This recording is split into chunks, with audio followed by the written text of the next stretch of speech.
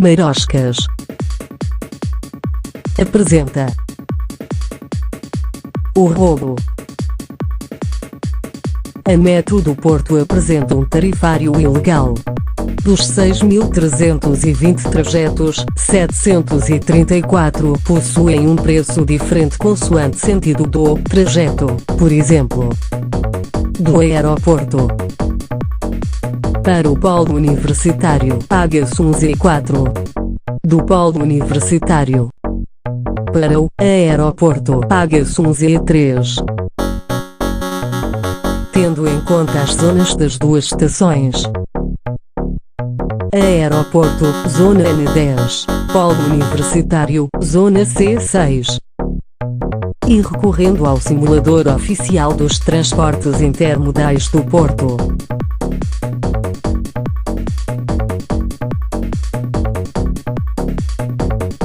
Da Zona N10 para a Zona C6, preço igual a um Z3. Da Zona C6 para a Zona N10, preço igual a um Z3.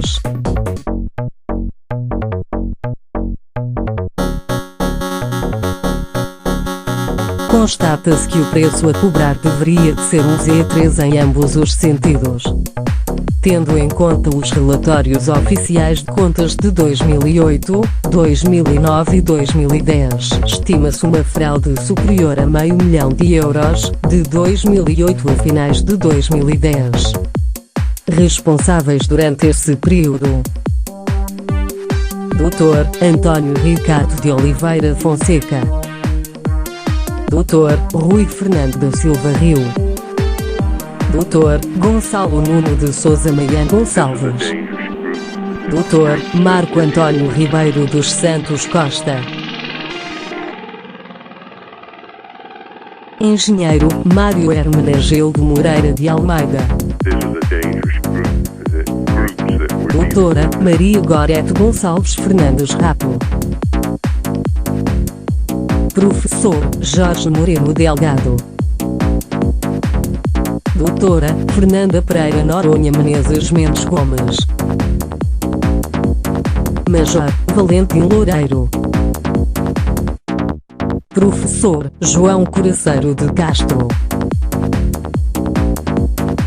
Em finais de janeiro de 2011, o Manifesto Maroscas é publicado no site maroscas.com. O manifesto é encerrado passado algumas semanas, sem qualquer tipo de justificação legal por parte da empresa que hospedava o site. O que levou à perda de todas as assinaturas do manifesto. Apesar de algum impacto mediático durante o tempo de vida do manifesto. Jornal Público. Lançado manifesto contra incongruências no tarifário dos transportes no Porto. Jornal de Notícias. Método Porto admite que tarifário variável com o sentido é incongruente. Diário Digital. Transportes Intermodais do Porto promete resolver contradições existentes no tarifário e de alguns procedimentos políticos acionados, nomeadamente as perguntas efetuadas ao Ministro das Obras Públicas, Transportes e Comunicações, efetuadas pelo PCP, Honório Novo, Bloco de Esquerda, Heitor de Sousa, José Soeiro, Catarina Martins. Nada foi corrigido até aos dias de hoje. Mesmo com o aumento dos transportes, nada foi feito para corrigir o tarifário, o que leva a um aumento ainda mais significativo da fraude. Nota-se que a responsabilidade não só recai sobre a Método Porto, como também sobre o governo, passado e atual, que nada fez ou faz para resolver esta situação. Os próprios partidos que enviaram as perguntas ao governo passado, nada fizeram para que a situação fosse esclarecida até aos dias de hoje. Isto mostra não só uma incapacidade governativa, mas também uma incapacidade política dos partidos da oposição, das autarquias das zonas afetadas. E uma falta de respeito pelo povo, tendo em conta o atual aumento dos transportes, e consequentemente da fraude da Metro do Porto.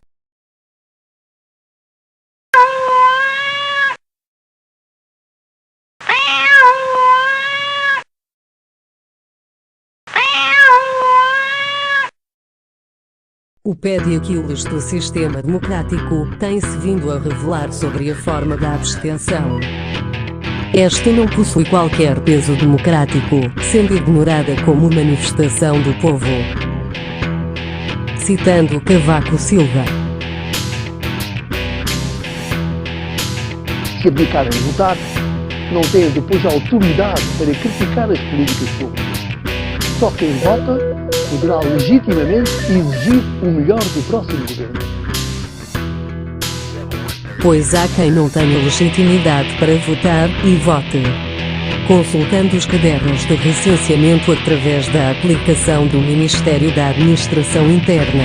Nome: Aníbal António Cavaco Silva. Data de nascimento: 15 de julho de 1939. Número de eleitor: 1242. Nome: Maria Alves da Silva Cavaco Silva. Data de nascimento: 19 de março de 1938. Não se encontra recenseada. Mesmo efetuando a pesquisa com Maria Alves da Silva e outras combinações, não é obtido qualquer tipo de resultado. Constata-se que a primeira-dama não possui legitimidade para votar. Não admira que a primeira-dama fique tão espantada ao contemplar o seu cartão de eleitor. Só falta ao governo dizer que tudo isto se deve a um erro informático.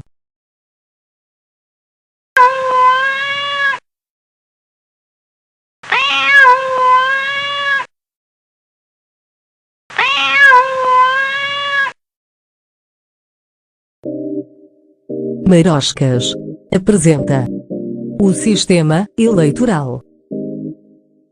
O cancro da mama do sistema democrático português.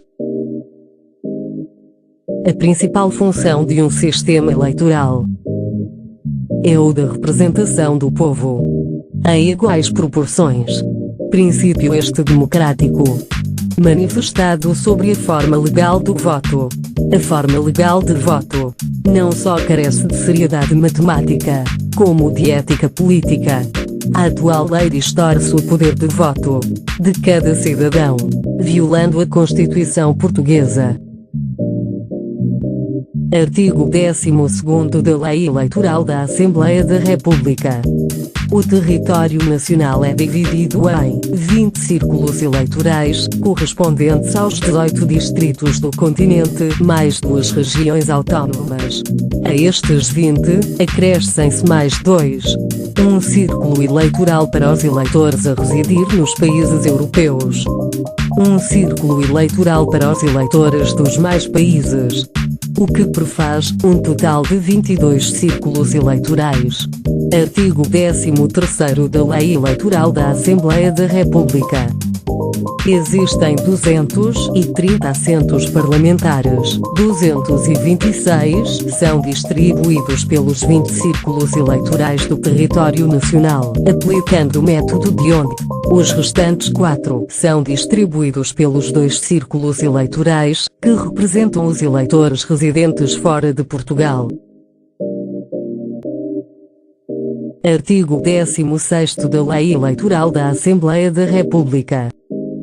Os votos são convertidos em mandatos, apurando-se em separado o número de votos recebidos por cada lista, no círculo eleitoral respectivo. Aplica-se o método de onde, dividindo esse número de votos sucessivamente por 1, 2, 3, até ao número de deputados distribuídos segundo artigo 13º.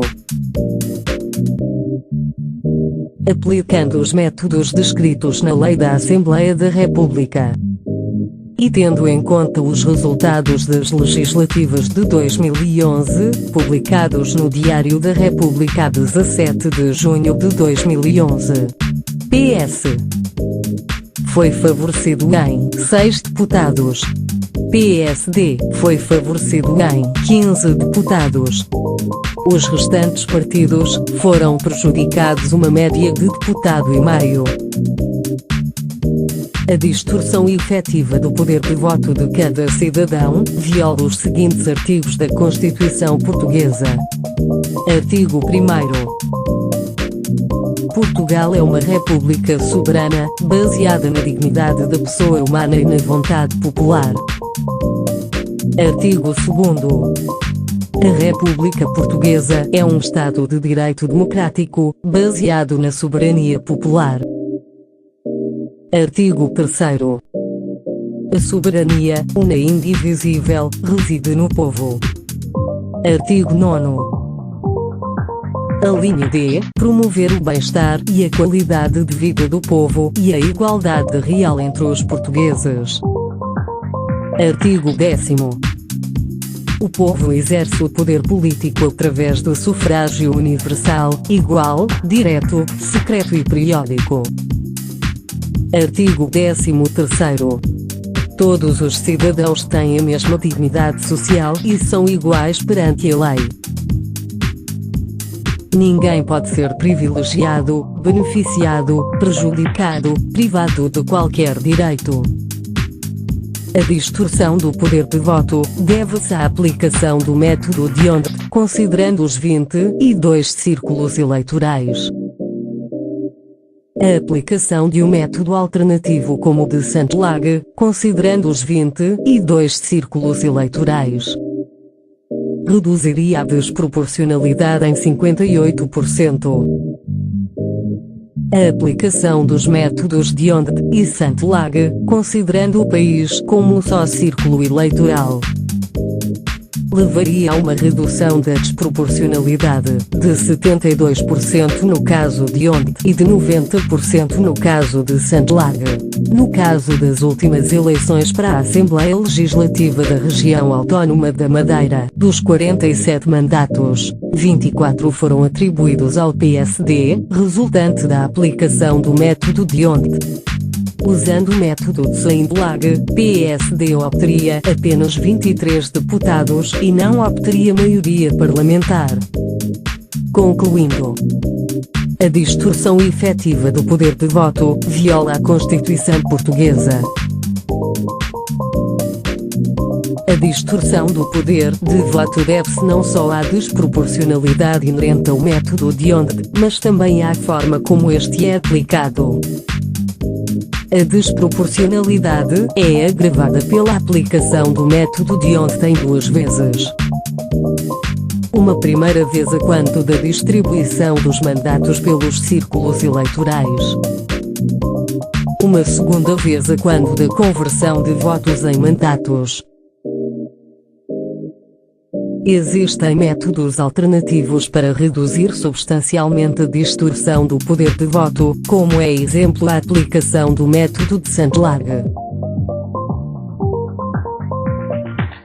A distribuição de mandatos, tendo em conta o atual esquema de círculos eleitorais, agrava em larga medida a distorção do poder de voto e discrimina geograficamente o eleitorado.